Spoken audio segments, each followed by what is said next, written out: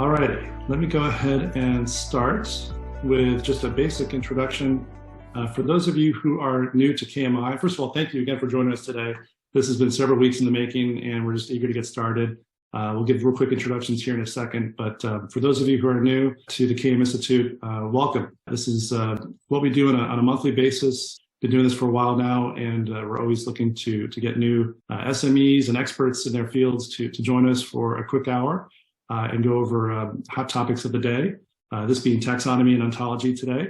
So we're eager to get started. But for those of you who are new to us, if you go to the KMI website, which is kminstitute.org, there are several resources available to you for additional learning and additional KM resources in general. So one area is the blog section, where we are pretty active with our blogging, and we have partners who author articles for us almost on a weekly basis. So do check that for the latest blog activity. And of course, the webinars. If you go to the webinar section and come down to webinar series, that's where you'll find all the latest webinar activity. Of course, here's what's coming up. And then if you scroll down, you'll see recent webinar activity. One thing that we're kind of famous for is our top 5 themed webinars. And you can see if you scroll down, you'll see we've been active with a variety of top 5 KM topics, whether it's KM strategies, KM failures, trends, and the list keeps going. So do check out the webinar section for all that activity for some additional resources. So KMI is home to the Certified Knowledge Manager. You might have heard of that. That's the global #1 certification in knowledge management. If you are interested at all in the CKM program, do check that out. That's under here under classes. But one thing we've expanded over the last couple of years is the new specialist certification curriculum. And the idea with the CKS specialist is to take a deep dive into a specific topic.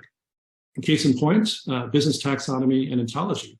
It's our newest course. It stems from an earlier version of our taxonomy e-learning course, which the Enterprise Knowledge CEO, Zach Wall, originally authored and instructed for us. And that goes back, I want to say 7 or 8 years now. So we've regrouped and teamed up to do a new updated version of this course we're really excited about. That's coming up. The debut is coming up at the end of next month. And we have a couple of the instructors here with us today to walk through their take on business taxonomy and ontology. But if you're interested at all in this course coming up, please let us know. You can reach out to us through email or through chat. We'll be happy to send you a quote, more details on what this class pertains. But we're really excited about the debut. And today is a little bit of a preview of what we cover in the course, but also some new tips and tricks about business taxonomy and ontology. So without further ado, let me introduce our instructors. We have Tatiana, Cakici, and Sara May O'Brien-Scott with us with our award-winning partner, Enterprise Knowledge. And they lead the taxonomy and ontology teams at Enterprise Knowledge. We also have Logan here, Logan Court, representing EK. So thank you very much for joining us, ladies and Logan. And let me turn it over to you, and let me stop share, and we'll go ahead and get started. Thank you, Eric. And good morning, everyone, or good afternoon, depending on where you are. I'm going to start sharing the screen and we'll get started. Thank you all for joining us today. We're very excited to be able to share with you some of our thoughts and experience on business taxonomies and ontologies. Today, we're going to be talking about why is it important to have a business taxonomy and an ontology, and why your organization needs one if you don't already have one. We're going to be talking about some of the key concepts, some of the basics of taxonomies and ontologies, the business value for your organization, how you can actually learn to develop some of these taxonomies to improve content findability and discoverability. And also we'll talk about some of the experiences that we've had in different clients that have helped us understand why some of these projects fail. So in a more structured way, our agenda includes an introduction to the business taxonomies, the application and the business value, introduction to business ontologies as well, and the application and why is it important. As I mentioned earlier, why these type of projects fail, why we've seen them fail in some of our clients and organizations that we've worked with. The taxonomy applications, what are some of the most common areas of application that we've seen. And then, as Eric mentioned, the upcoming business taxonomy and ontology class. So with that, as Eric said, my name is Tatiana Cakici. I am a senior knowledge management consultant at Enterprise Knowledge. And Enterprise Knowledge is the largest KM dedicated firm in the world. We are located in Washington, D.C., but work with clients all over the world, and in both in the private sector, in the government sector, and so on. I'm going to let my colleague Sara May introduce herself. Sara May. Thanks, Tatiana. I'm Sara May. I'm really excited to be here with you all today. My background is in library and information science, and I'm a semantic engineering consultant with Enterprise Knowledge. So I specialize in taxonomy, ontology, and knowledge graph design and implementations. And again, really happy to be here today. So thanks everyone for joining us. Thank you, Sara May. We've both been working on taxonomies and ontologies for a long, long time with various organizations, and we've seen a little bit of everything. We've held multiple clients to structure their content with like a user-centric taxonomy or ontology. We'll talk about those things in a minute. Let's start with our introduction to business taxonomies. First of all, we wanted to share with you the knowledge management life cycle, and every organization in one way or another uses information, consumes information, creates information, and everyone in one way or another needs to either create, capture, manage, find, connect areas of content. So a lot of people may be creating content within an organization for internal purposes, for their clients. Where is that content stored? How is it stored? How is it tagged? Can people find it when they need it? And those are some of the questions that taxonomies and ontologies will help you answer. From the capturing perspective, not always everyone knows where to store a document. Sometimes they create something that is very valuable for the organization, and then they don't know where to put it. Is it in a portal? Is it in a shared drive? Is it in a different system?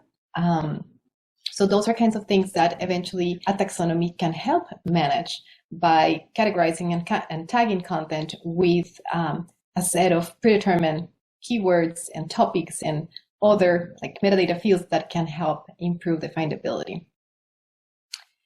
Managing. Do we always know where to store content that people can access it when they need it? And also based on their kind of like profiles, are they supposed to access all the information, only some of the information? Should the information be publicly for everyone, or some of them should be like classified and more secured? So those permissions, even though there's some kind of like security that systems can help us address, a taxonomy can also help tag content to target it to the right people so they can find it when they need it. Can we enhance the way that information is found? Is there a process to find it? Is there a process to publish it and approve it before people can actually see it?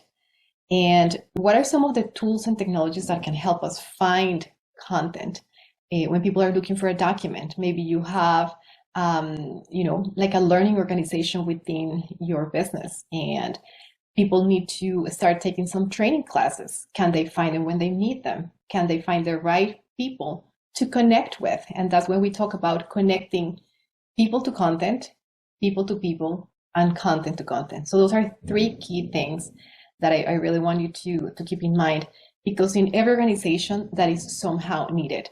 Can you connect people to content, meaning a person to the documents they're looking for, or potentially connect all the documents that someone has created that make them an expert on a particular topic to the profile of that person so that they can be found?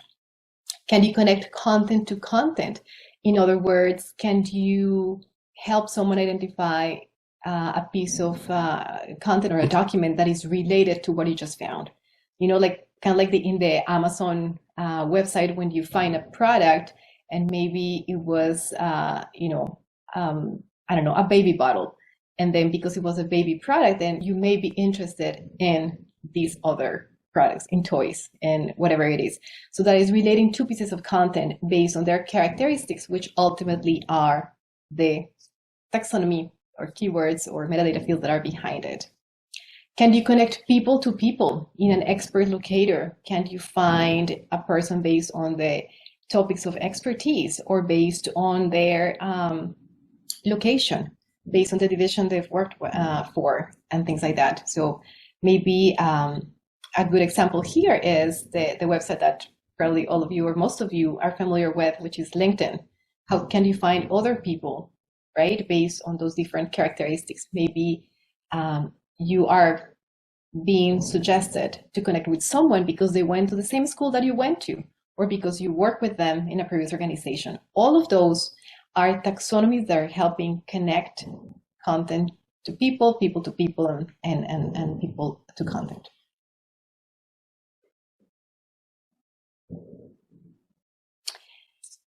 In this diagram that we call the knowledge spectrum, we can see kind of like the progression going from a taxonomy, like free text tags, and mostly we see a taxonomy in social media, where everyone can actually add their tags. And this is mostly used for social media just because you don't need to control a vocabulary, and because somehow you actually can't. But we wouldn't recommend a taxonomy, for example, for an organization that is trying to organize their documents and help employees find it. A control list, it would be just kind of like a drop down if you want with a couple of things, and that's what probably a lot of organizations use, decades ago. And then when you get into a taxonomy, you're talking more about like a predefined list of terms and their synonyms, in some cases organizing a hierarchical structure that are going to help you find like parent-child relationships of like groupings and subgroupings of terms that make sense to drill down into more details about content. Then we can get into like ontology, which is kind of like the next level that not only will help you categorize content, but actually link content. And then Sara May will take us a little farther with the explanation of ontologies. And then taking it even farther, we get into the concepts of knowledge graphs and artificial intelligence that are going to help us integrate a structure and unstructured content and link data and really enable more advanced artificial intelligence models to find content in very, very fun ways. So we've worked with organizations that have a very basic understanding of what a taxonomy is. We've worked with organizations that have no idea what that means. And we've seen organizations of all different levels, people that are a little bit more on the advanced side of artificial intelligence. But the sum of it is that you need to get started with the foundation today so that you can eventually get to more advanced experiences for your employees, for your clients, for your customers, and so on.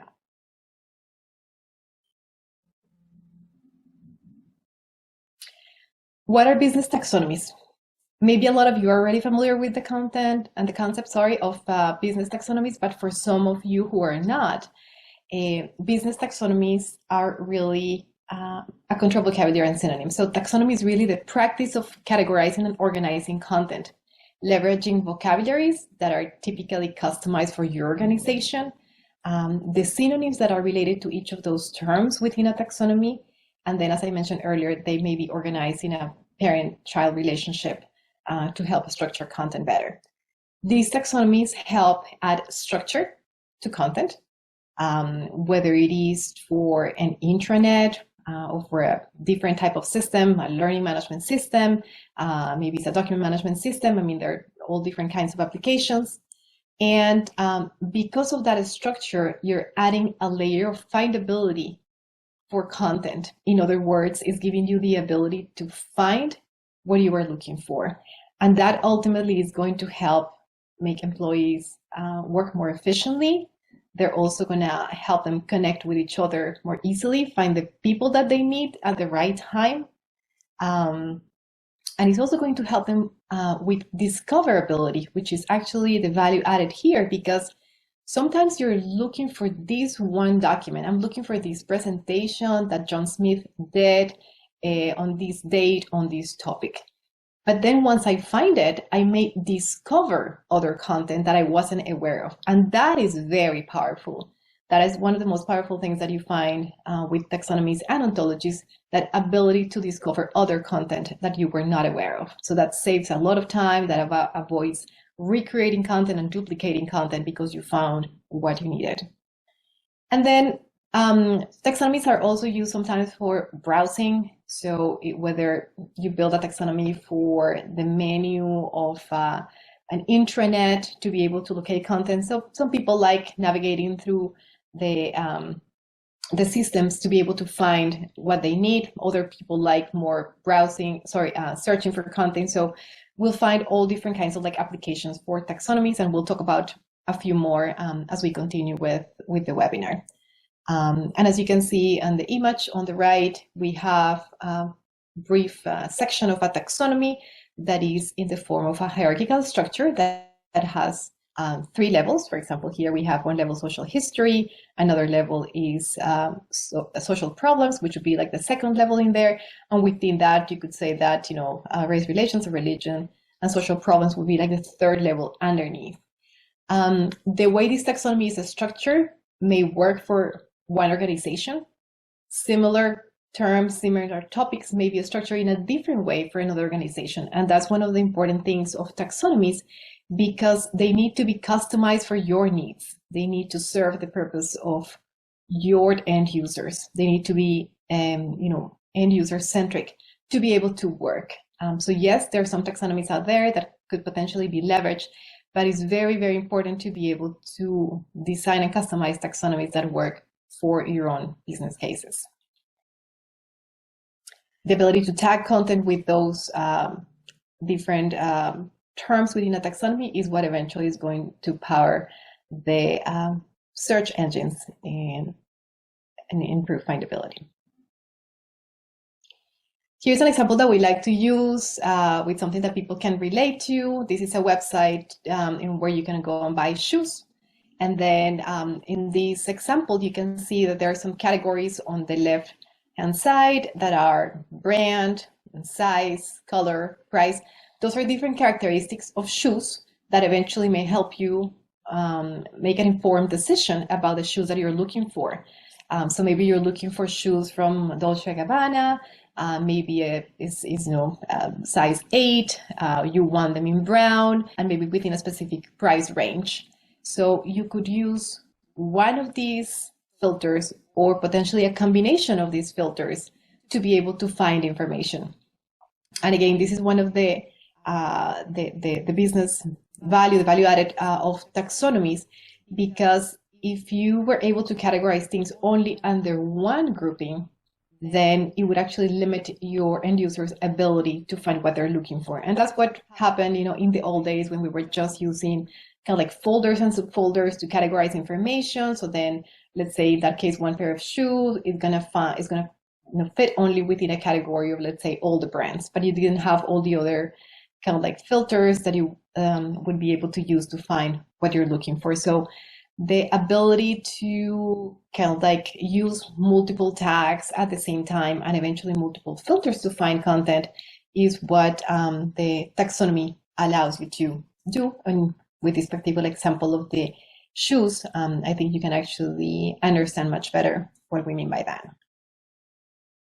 So we use taxonomies in our daily life, and a lot of the websites that we see, even if we are not in a information technology kind of like setting, even if you're walking in a supermarket, there are categories, but eventually the website of the supermarket is going to have those categories as well and allow you to filter through multiple categories.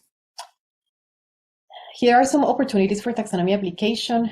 We've talked about the ability to use those tags for content tagging.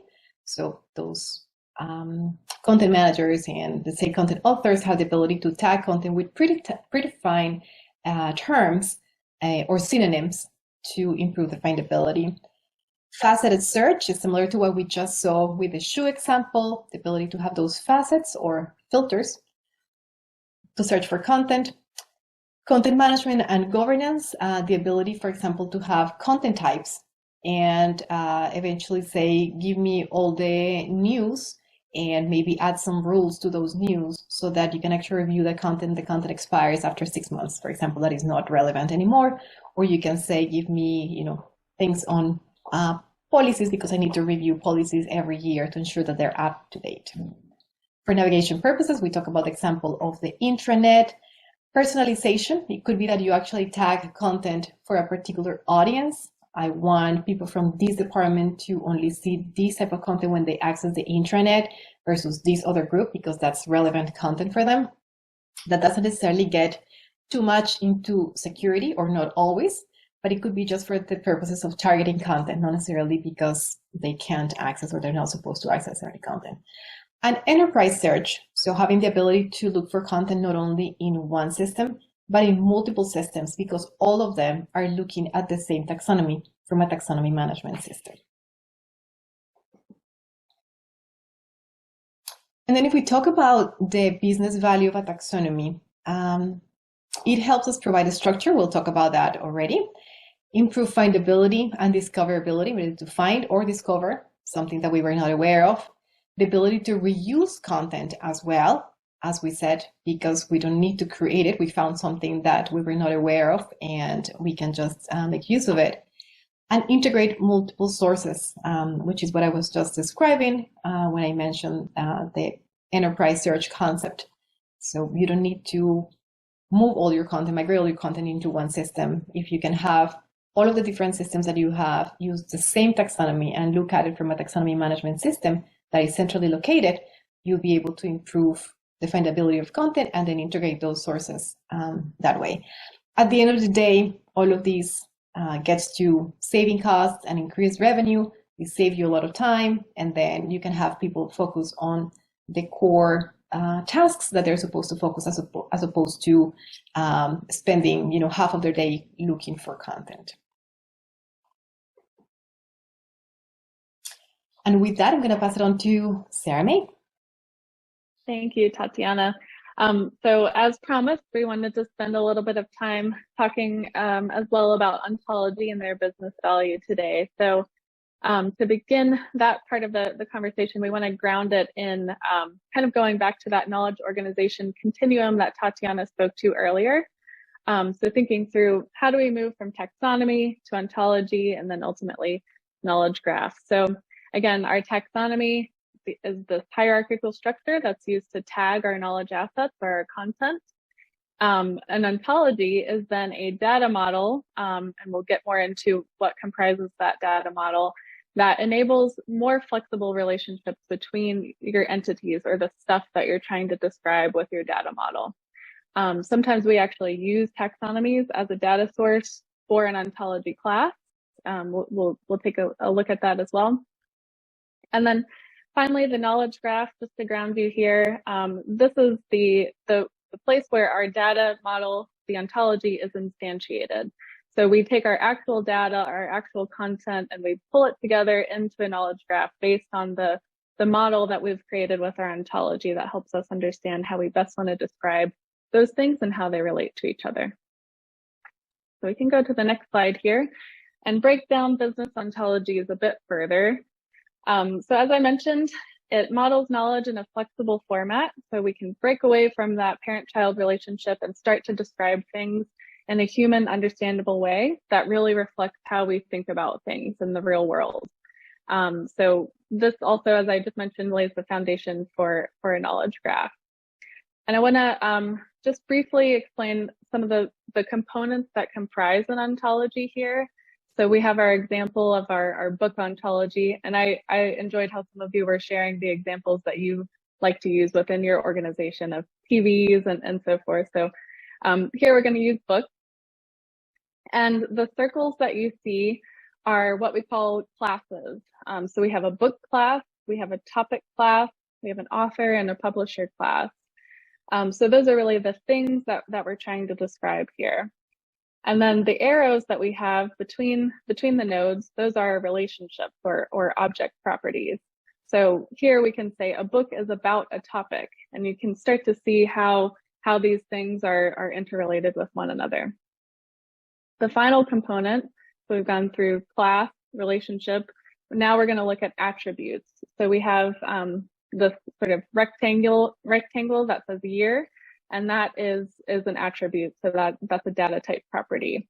And that tells us even further, how do we want to describe this particular thing of a book? What are its attributes? That may not warrant being their own class necessarily, but it's something that we still would like to know about this particular thing. So why do we use business ontologies? We use them to connect things. Tatiana did a great job of describing how knowledge organization helps us connect people to people, people to content, content to content. So ontologies are doing that in a further contextualized way. They're also often used, especially in the context of a knowledge graph, to actually integrate content, both structured and unstructured content. So we're thinking about data with like our PowerPoints and PDFs and so forth, bringing that all together so that we have a view and are able to answer our business questions with all of the knowledge assets that are important to our organization. Ontologies also help us to reason and infer, so they actually can help us start to make decisions based on insights that we can gain from our data as we bring it together under this model that we've created. Okay, so we can move on to the next slide here. So we wanted to share with you some ways in which ontologies are actually applied. Tatiana mentioned earlier that it's really important to design taxonomies for your end users. So you want to understand, how do they think about things that will best resonate with them as they're conducting their search. It's exactly the same for ontologies. So we really ground our business ontology design in use cases, and we get more into that in our course coming up later. So if that sounds interesting to you, we recommend you join us. But these are some applications that are use case based. So these are built around particular business problems that we're trying to solve, particular questions that we're trying to answer, in addition to specified personas or people who would be using the product, who have their own needs that need to be met with our knowledge model. So some examples we have here.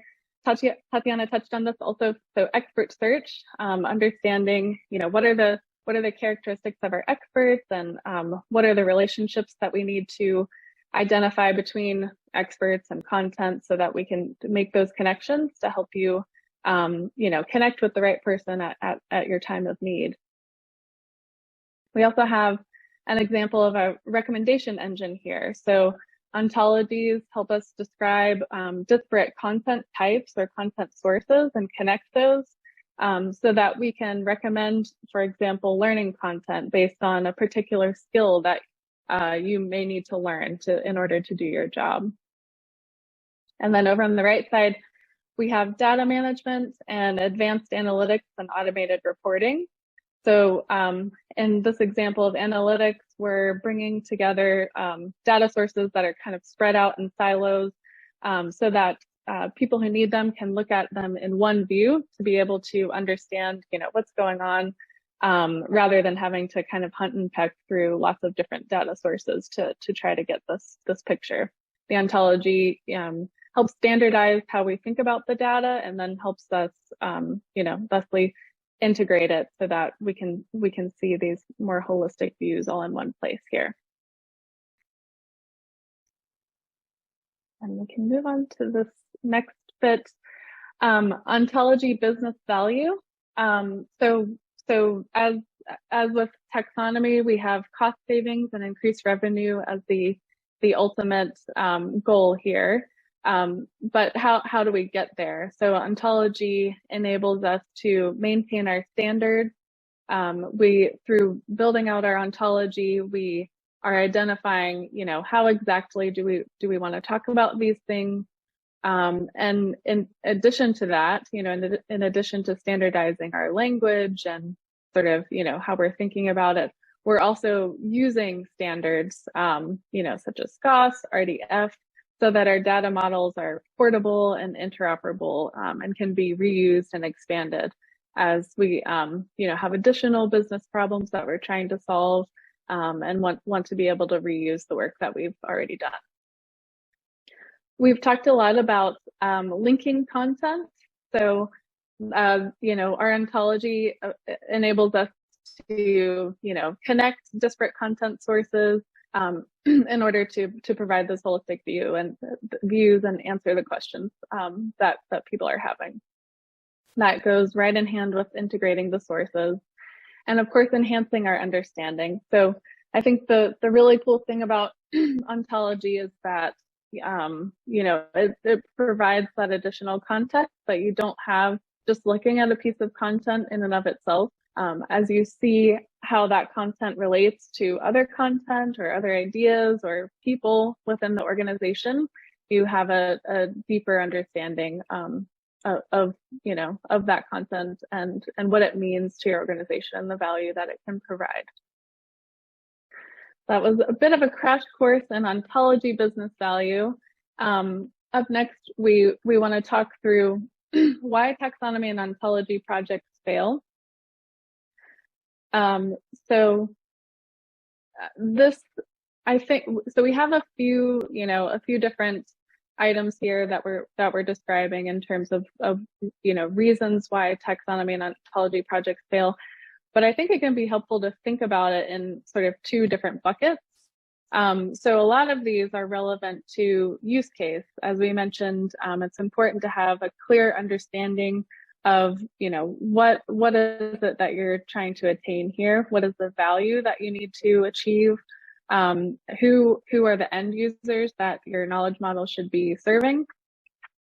So there's this use case element of why taxonomy and ontology projects fail. If you don't have a clear understanding of what it is you're actually trying to solve for, it can be really easy to, just keep designing for the sake of designing, not really know when to stop, not have a clear sense of when you've gotten it right.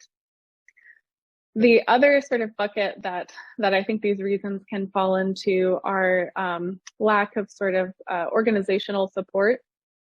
So there are things like, lack of leadership support in addition to practices and documentation around governance, which is really key in order to ensure that we can sustain the knowledge models and then the resulting applications over time. This also is related to vision. So again, having a clear sense of what is it we're doing here? How does it fit into our larger business strategy? And what is the value that it should be providing for us? And Tatiana, would you add anything here in terms of taxonomy and ontology projects failing? Some things that you've seen? I think you've covered pretty well, and one thing that I'll continue to emphasize as you did is the need for the use cases at the very beginning, really understanding, because a lot of organizations try to start jumping into starting to categorize information, but who are the users that are looking for it? In which cases? Like, what is it exactly that they're looking for? When would they like to find it, and in which situations? And all of that plays a key role in deciding, how the taxonomy or ontology model is going to look like. So I think you've described it very well, but yeah, that's the most important thing that I would highlight, that kind of like is behind a lot of the items that we see here. Excellent. Thanks, Tatiana. And I'll pass it back over to you for additional taxonomy applications. Great. Thank you. So the most common ones that we've seen are, content tagging and faceted search. And we always like to, use the Amazon.com example because it's one that a lot of people are familiar with, something that we use pretty frequently and we can relate to. So in this example, we're looking for a TV, and we can get, hundreds of results of TVs that we can find, eventually we can buy. If we didn't have the ability to refine the results, it would be pretty difficult to find what we're looking for. And nowadays we have, the ability to filter by the brand, by the price range, connectivity type, is it a Prime or not? Does it have free shipping? And there are all kinds of kind of like metadata fields that allow you to filter the content. Does this happen like magically overnight? No, there are a lot of people behind this tagging content when new products get added to the system, right? So there is an effort of tagging content when you want to improve findability. There are also tools that can help you, tag content more automatically and have the ability to eventually validate whether those tags are correct or not before accepting them. So this example of Amazon is one that allows you to understand a couple of things. One, how content can be tagged and how can it be displayed for decision making. If you translate that into your own business, what are the kinds of documents that you would like to see here? What are the kinds of tags that you would like to see, or the refiners? Is it region? Is it topic? Is it the type of audience? Is it the type of customer, right? Is it the date? So there are multiple types of metadata fields that could help you with the tagging process.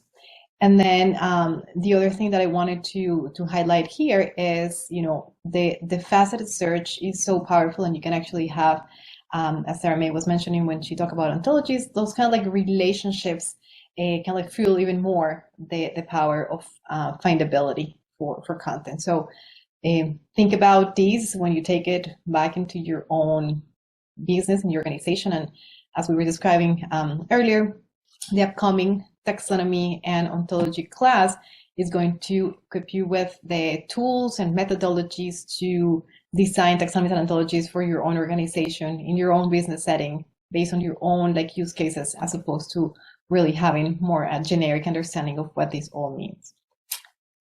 And then I'll pass it on back to you, Sara May, to continue talking about applying taxonomy to content.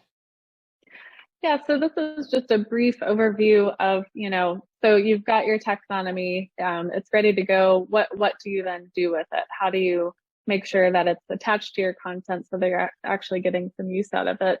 So these are some different approaches to applying taxonomy to content. You can of course do it manually, where you're where someone is entering in the values for those metadata fields based on your taxonomy. There's auto tagging. So this is, machine assisted ways of applying terms to content that have less human involvement. And this is based on machine learning ideas around, how often are terms showing up in content and how important is it? And then there's human in the loop, which we see a lot of. We find that this is kind of a great sweet spot in terms of, automating what you can, but then increasing or improving the accuracy by having that human touch. So a human would validate the tags that are generated through automatic processes. And then there's also auto tagging with custom logic. So sometimes it's important to determine which parts of content or things like that should be used for auto tagging. So or you can think through different kinds of logic based on what the business needs are, and build some code to augment the auto tagging processes to meet those needs.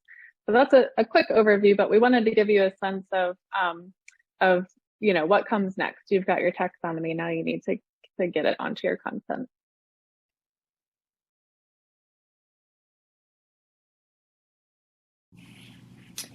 Thank you, Sara May. So now, we've covered some of the basics of taxonomies and ontologies, and we want to share with you as well a little bit of the outline of our coming Business Taxonomy and Ontology class. And we have structured this in such a way that you can have an understanding at the very beginning of the fundamentals of business taxonomies.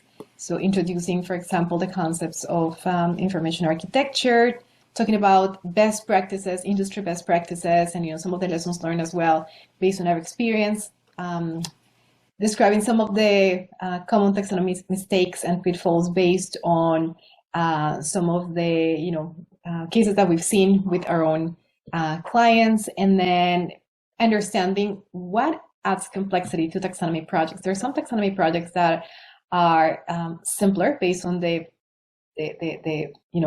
business case, based on the type of content that they manage, based on what they're trying to accomplish. And there are some that are really, really complex. So really understanding why is this project a little bit more complex than what I thought, right? In your own organization, how do you address that? How do you overcome those challenges? And then talking about some of those risks and potential mitigation strategies as well to overcome that.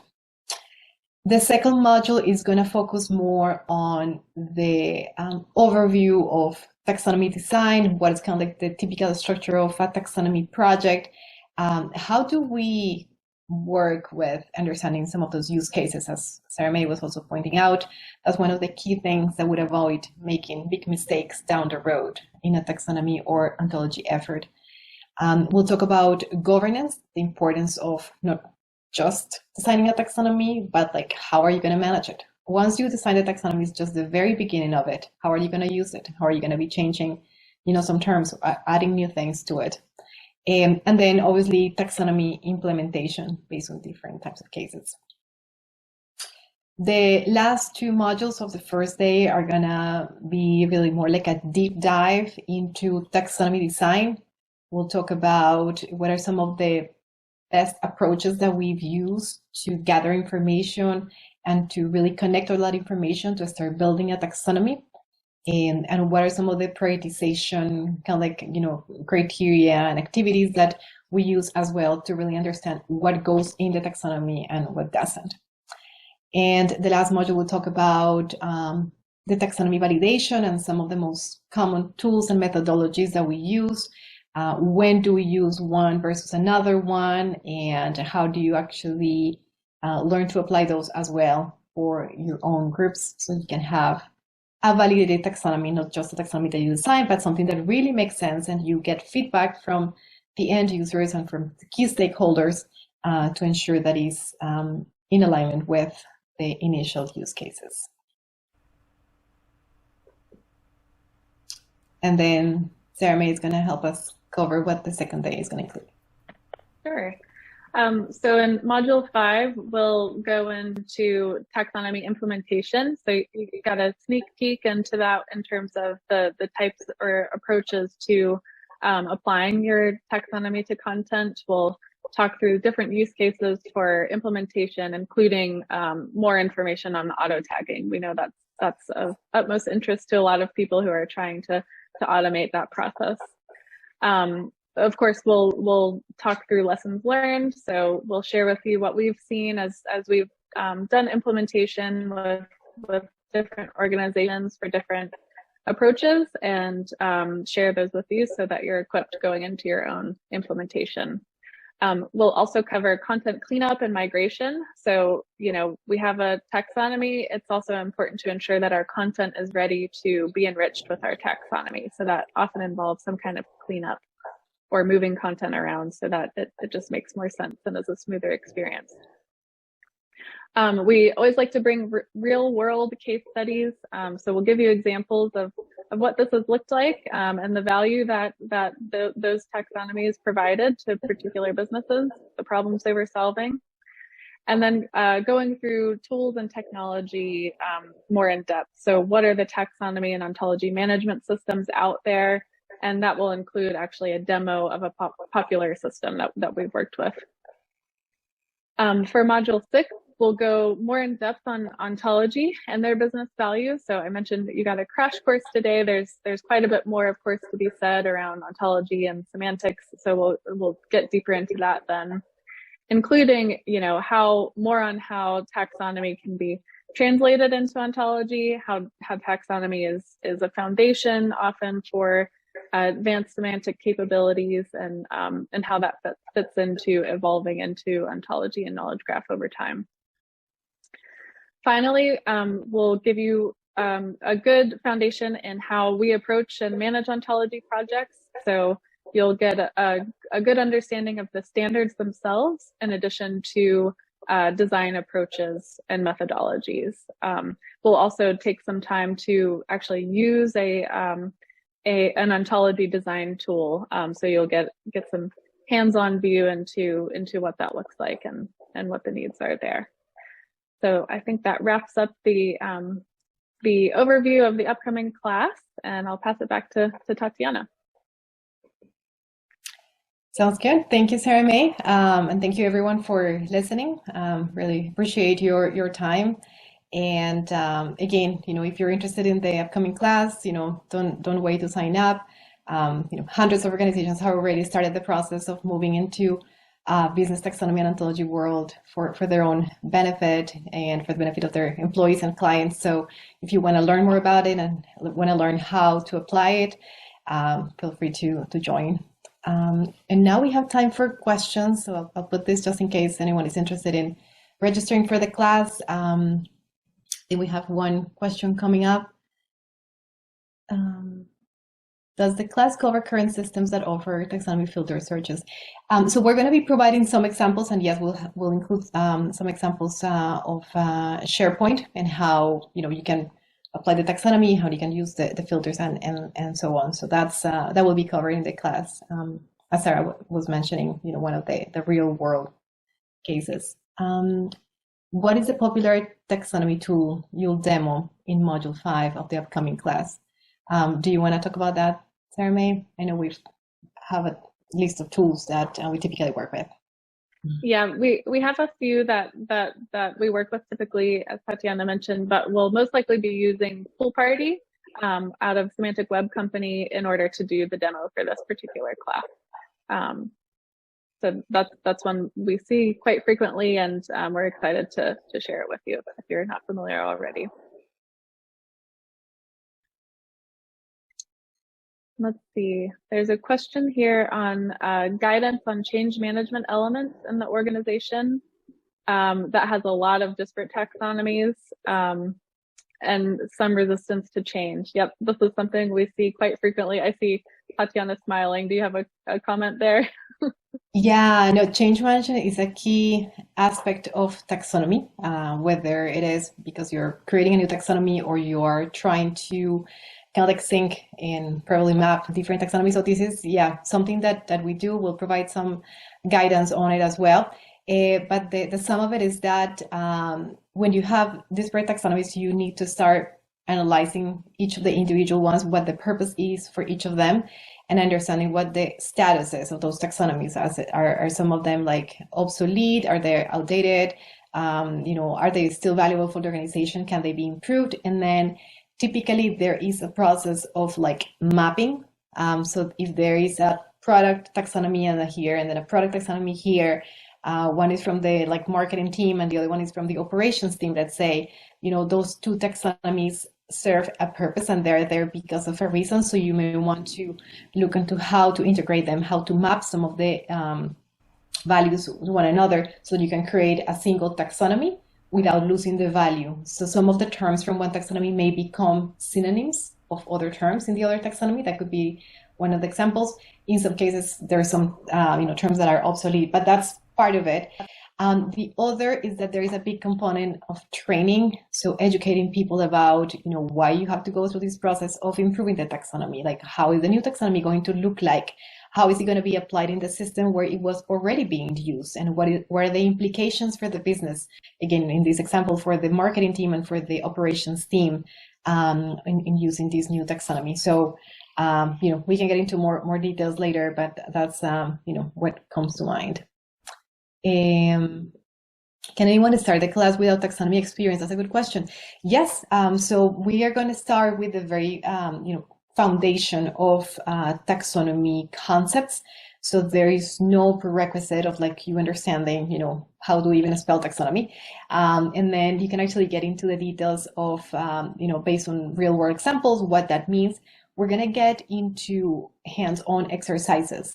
You have this mess of terms. How can you actually make sense of them and build an actual taxonomy? So the short answer is yes, you can start the class with a taxonomy experience. You're welcome to join us. If an organization is at a stage of basic business taxonomy and data management and data governance, does it make sense to look at ontologies and knowledge graph now, or is it just not mature enough?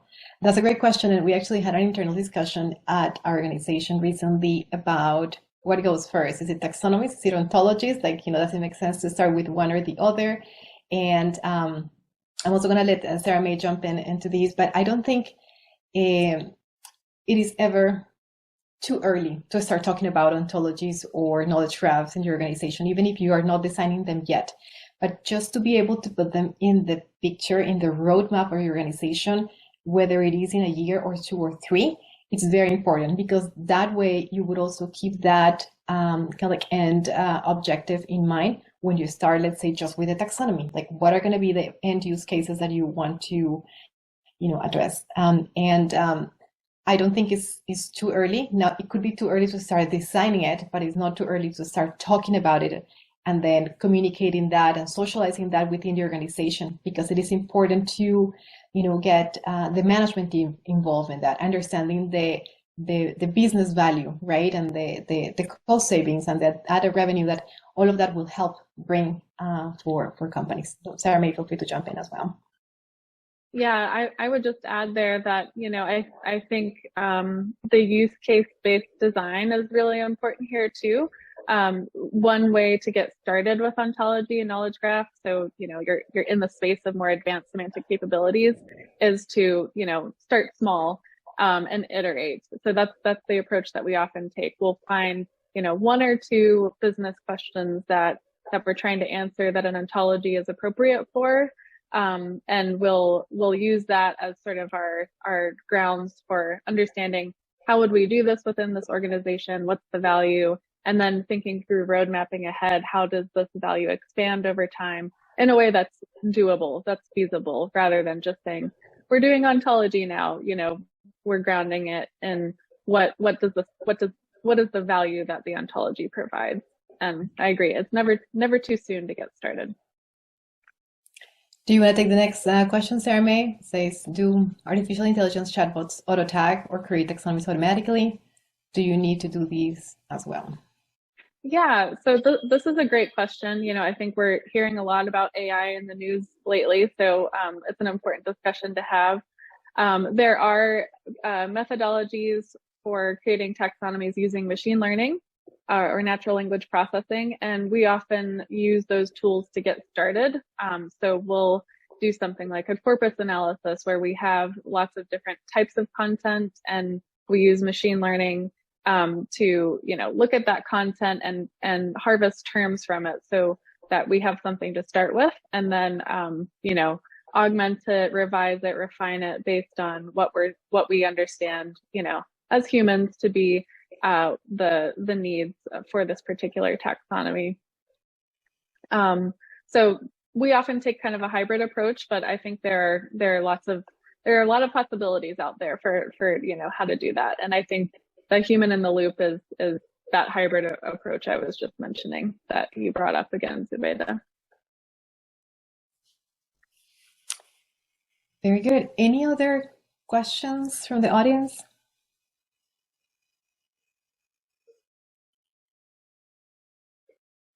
Looks like we don't have any more questions.